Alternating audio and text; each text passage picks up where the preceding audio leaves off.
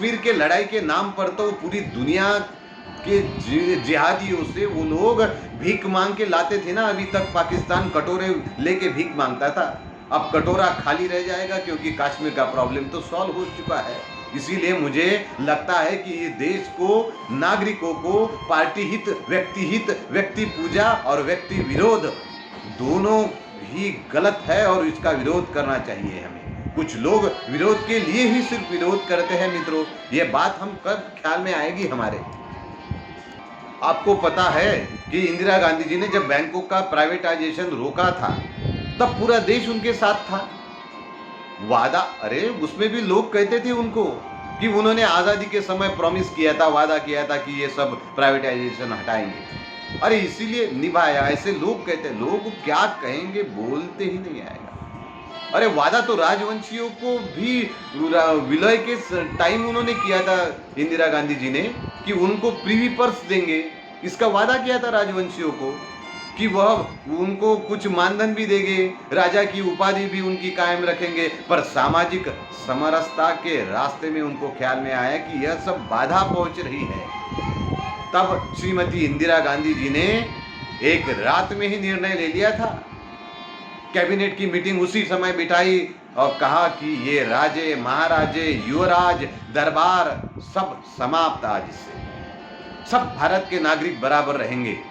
जो उनको दिया गया है राजाओं को, राजवंशियों को, वो उनकी पेंशन अब इससे आगे नहीं मिलेगी, क्योंकि समान जनता के नागरिक के कायदे में वो आ नहीं रहा था, तो कैंसिल कर दिया।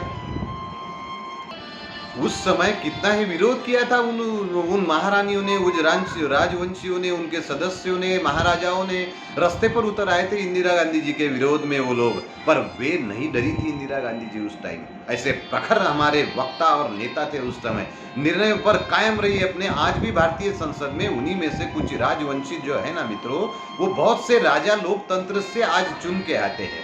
वे पहले राजा थे, पर कुछ आज उनमें से भी जो चुन के आते हैं लोकतंत्र के माध्यम से, कभी हारते भी है तो कभी जीतते भी है। आज उसमें से ज्योतिरादित्य सिंधिया भी एक राजवंशी है, वे भी कभी हारते हैं तो कभी जीतते हैं, मगर उनके मान सम्मान में कभी कमी नहीं देखी हमने, क्योंकि उनको वो सब बातों की आदत है, क्योंकि एक राजा रहे हैं वो पहले, उनको फर्क नहीं पड़ता। ऐसे ही कुछ राजे भाजपा से भी आए हुए हैं, वो भी चुन के कभी आते हैं, नहीं आते, मगर उनके मान सम्मान में कभी कमी नहीं होती।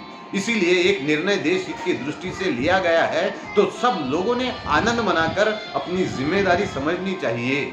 एक शल्य चिकित्सा, एक सर्जरी हुई है कई वर्षों से जो करनी बाकी थी। भारत माँ के मस्तक में कई दिन से ये माइग्रेन था, अभी तक होम्योपैथियों की मीठी मीठी छोटी छोटी हुर्रियतवादी गोलियों से उसका इलाज चल रहा था।